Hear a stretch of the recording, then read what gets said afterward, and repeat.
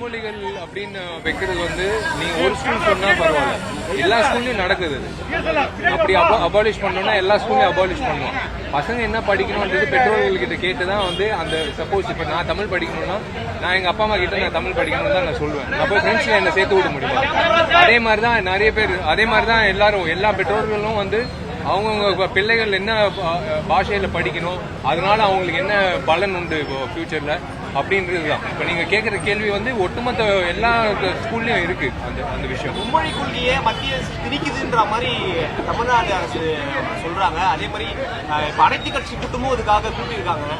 இல்லைங்க, அதாங்க திணிக்கிறது வந்து நீங்க ஒரு ஆக்டா கொண்டு வரலாம், மனுஷனோட வாழ்க்கையில வந்து கொண்டு வர முடியாது.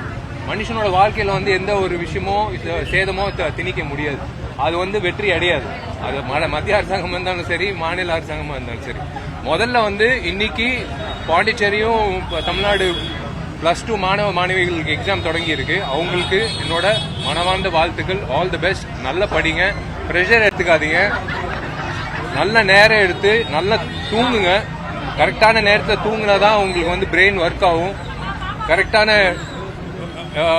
அந்த சப்ஜெக்டை நீங்க படிக்கும் போது நல்ல நீங்க வந்து ஏதோ டவுட் இருந்தா கூட நீங்க கேட்டுக்கிட்டு உங்க ஃப்ரெண்ட்ஸோட டவுட் கேட்டுட்டு நல்லா படிச்சு நல்லபடியா வரணும்னு நான் வாழ்த்துறேன்.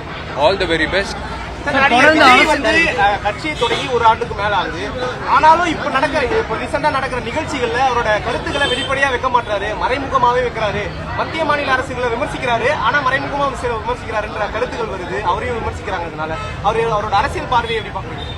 முதல்ல பிரஸ் வந்து சந்திக்கிட்டோங்க. நீங்க என்கிட்ட கேள்வி கேட்கறீங்க, அவரே தான் கேள்வி கேட்கணும். விஜய் அவர்கள் வந்து இன்னும் பிரஸ் சந்திக்கல.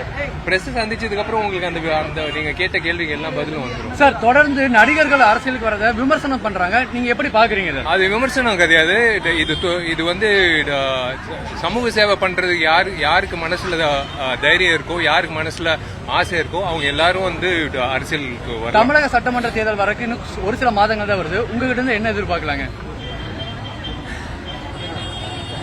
நல்லதா